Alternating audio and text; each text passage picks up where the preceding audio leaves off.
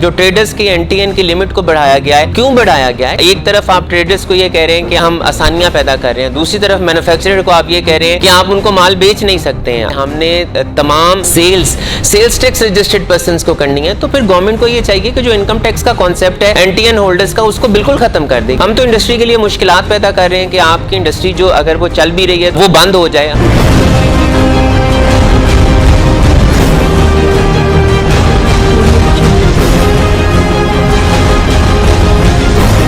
FBR को तो NTN के रजिस्टर्ड पर्संस मिलते नहीं है, तो एक manufacturer sales tax registered persons कहां से लाएगा? जबकि एक मैन्युफैक्चरर जो है वो 3% on behalf of the non registered persons भी जमा करवा रहा है, उसके बावजूद ये शर्त रख दी गई है। इस वक्त तो हमें ऐसे कवानीन देने की जरूरत है कि हम ज्यादा से ज्यादा आपका जो इंडस्ट्री है वो इंडस्ट्री चले। तहरीक-ए-इंसाफ की हुकूमत ने ताजरों पर एक और टैक्स बम गिरा दिया। टैक्स इस्लाहात और सन्नत व तिजारत को सहूलियात देने की बजाय हुकूमत की जानिब से टैक्स कवानीन को मजीद सख्त कर दिया गया। सदर friends of economic and business reforms Kashif Anwar ने 28 दिसंबर को हुकूमत की जानिब से दिए जाने वाले टैक्स ऑर्डिनेंस पर शदीद तहफ़्फ़ुज़ात का इजहार कर दिया। ताजिर कम्युनिटी और जिसमें ट्रेडर्स और आपके इंडस्ट्रियलिस्ट जो हैं वो गाड़ी के पहिए हैं और इन्हें साथ साथ चलना चाहिए।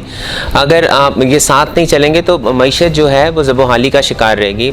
इस ऑर्डिनेंस में ज़रूर ये कहा गया है कि जो ताजरों के दरीना मसाइल थे, ट्रेडर्स ये कह रहे थे कि हम 1 करोड़ के ऊपर मिनिमम टैक्स में ना लाया जाए, 5 करोड़ के ऊपर विद होल्डिंग एजेंट ना बनाया जाए, और जो टियर 1 में जिसमें कुछ ऐसी कवानीन में शराइत हैं जिसकी वजह से एक ट्रेडर जो है वो सेल्स टैक्स में रजिस्टर हो जाता है। उसमें एक शर्त थी कि अब 6 लाख तक अगर आपके यूटिलिटीज़ के बिल हैं तो वो आप सेल्स टैक्स में रजिस्टर कंसिडर होते थे, उसको भी बढ़ाकर 12 लाख कर दिया गया है। ये एक अमेंडमेंट ज़रूर आई है, ताजरों के मसाइल ज़रूर माने गए हैं, लेकिन उसके बरक्स गवर्नमेंट ने मैन्युफैक्चरर्स को ये कहा है कि वो अपनी जो सेल्स हैं वो 10 करोड़ तक रिटेलर्स को कर सकते हैं, जिनको वो रिटेलर्स को नॉन रजिस्टर्ड पर्सन कंसिडर करते हैं। सेल्स टैक्स का कानून जो ऐसे तमाम रिटेलर्स जो इनकम टैक्स में रजिस्टर हैं उनको नॉन रजिस्टर्ड कंसिडर करता है। इससे ये बात साफ जाहिर है कि अगर आप रिटेलर्स को ही अपना सामान नहीं बेचेंगे तो वो कहां से सेल्स टैक्स के रजिस्टर्ड पर्सन लाएंगे? सदर friends of economic and business reforms Kashif Anwar का मजीद कहना था कि हुकूमत को मौजूदा हालात के तनाजुर में सहूलियात की फराहमी यकीनी बनानी चाहिए ताकि मुश्किल माशी हालात से निपटा जा सके, लेकिन इसके बरक्स टैक्स कवानीन में मजीद सख्तियां पैदा करने से लोग टैक्स निजाम से मुतनफर हो जाएंगे। आप रिटेलर्स को ये कहा जाए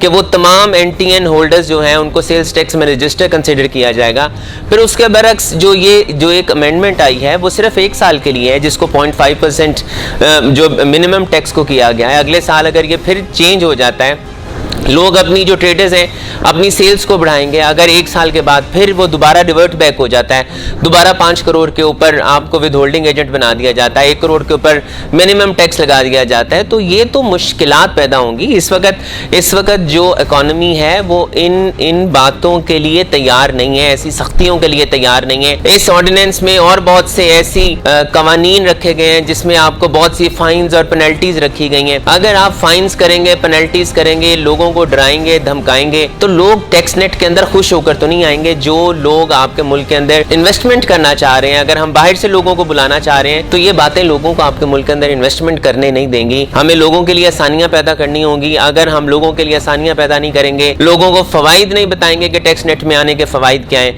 तो हमारा टैक्स बेस नहीं बढ़ेगा। सदर friends of economic and business reforms Kashif Anwar का मजीद कहना था कि हुकूमत का मौजूदा हालात से नबरद आजमा और मुआशरत को बेहतरी की राह पर गामजन करने के लिए सन्नत व तिजारत को फरोग देना होगा, जिसके लिए पॉलिसियों में नरमी जरूरी है।